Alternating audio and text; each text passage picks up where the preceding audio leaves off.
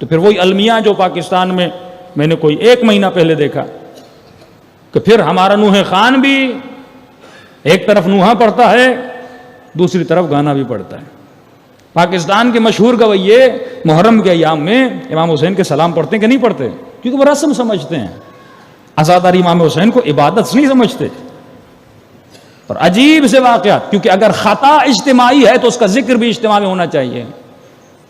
اگر میں کوئی خطا انفرادی کرتا ہوں تو اس کو ٹوکنا بھی انفرادی طور پہ جانا چاہیے، لیکن اگر میری خطا اجتماعی ہے، اگر میں شیعہ قوم کی سیلیبریٹی بن جاتا ہوں، اگر میں اس قوم کا مشہور نوح خان بن جاتا ہوں، تب میرے اوپر قید و قیود لگ جاتے ہیں، کیونکہ اس قوم کا بچہ بچہ آپ کو سنتا ہے، اس قوم کا بچہ بچہ آپ کو رول ماڈل بناتا ہے، آپ کے نوحے ہمارے گھروں میں چلتے ہیں، آپ کے نوحوں کو ہمارے بچے سنتے ہیں، اور اگر آپ کوئی غلطی کرتے ہیں تو یہ قومی غلطی ہے، اگر آپ کوئی گناہ کرتے ہیں تو یہ قومی گناہ ہے، اور یہ قومی گناہ ہوا۔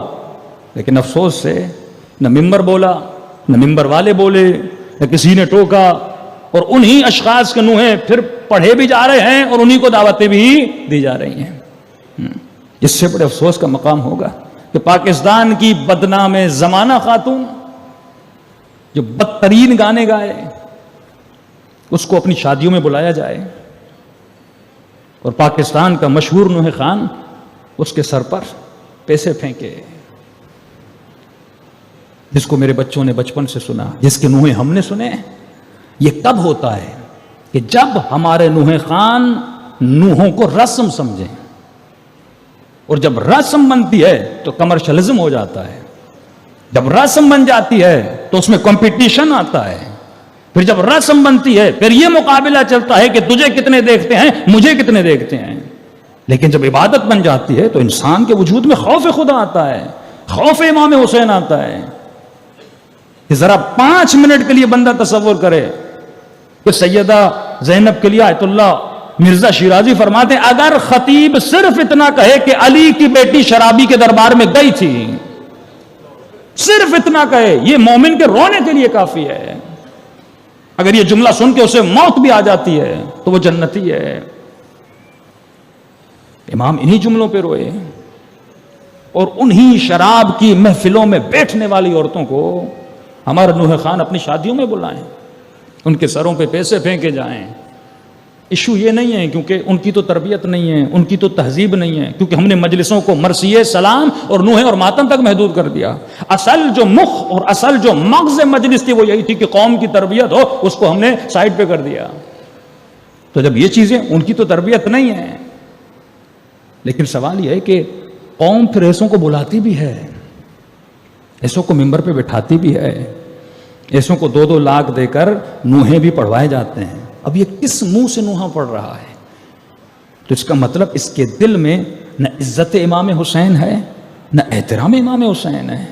اگر میرا عقیدہ ہے کہ میرے آقا پردہ غیب میں مجھے نظر نہیں آ رہے لیکن مجھے دیکھ تو رہے ہیں، میرے اعمال پہ حاضر تو ہیں، میرے اعمال پہ ناظر تو ہیں، جس انسان کا پھر عقیدہ اگر کمزور ہو تو یہ چیزیں جنم لیتی ہیں، وہ قومیں تباہ و برباد ہو جاتی ہیں۔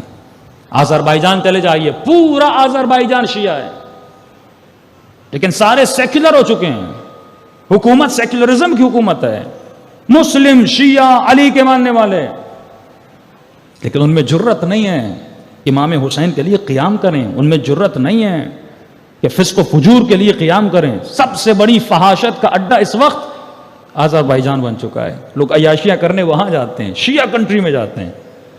یہ کب ہوتا ہے؟ جب قومیں مردہ ہو جاتی ہیں، جب ممبر حسینی، مجلسیں وہاں بھی ہوتی ہیں لیکن جب ممبر حسینی سے حق مجلس ادا نہیں کیا جاتا، پھر صرف 10 دن آتے ہیں، فیسٹیول کا نام دیا جاتا ہے، رسم کا نام دیا جاتا ہے اور جوان منا کے چلے جاتے ہیں، پھر پرواہ نہیں ہوتی۔ حقیقت مجلس یہ ہے اس جوان کا دل تڑپ اٹھے اگر وہ روڈ پر کسی خاتون کو بے حجابی کی حالت میں دیکھتا ہے، ہاں، اس بھائی کا دل تڑپتا ہے کہ وہ کسی کو بد حجابی کی حالت میں دیکھتا ہے۔ اس ماں کا کلیجہ پھٹنا چاہیے جب وہ اپنے بچے کو شرابی بنتا ہوا دیکھے، نشائی بنتا ہوا دیکھے۔ وہی کیفیت ہونی چاہیے جو ابا عبداللہ الحسین کی کیفیت تھی۔ مولا کا گھرانہ بچا ہوا تھا لیکن مولا دیکھ رہے تھے ایک فاسق، ایک فاجر، منبر رسول پر بیٹھا ہے اور شریعت پروردگار عالم کو للکار رہا ہے. لہٰذا امام نے خود پہ واجب سمجھا اور مشہور ترین جملہ جو آپ سب نے سنا ہوا ہے فرمایا مثلی لا یبایع مثل یزید, حسین جیسا کبھی یزید جیسے کی بیعت نہیں کرے گا. یہ نہیں کہا کہ حسین یزید کی بیعت نہیں کرے گا. امام گویا سمجھاتے گئے کہ یزید ایک نہیں ہے, یزیدی کارخانے یزید بنا رہے ہیں, مجلسیں حسینی بنا رہی ہیں. تو جب تک حسینی زندہ ہیں تب تک وہ یزیدی فکر رکھنے والوں سے مقابلہ کرتے رہیں گے. صلوات پڑھیں محمد و آل محمد.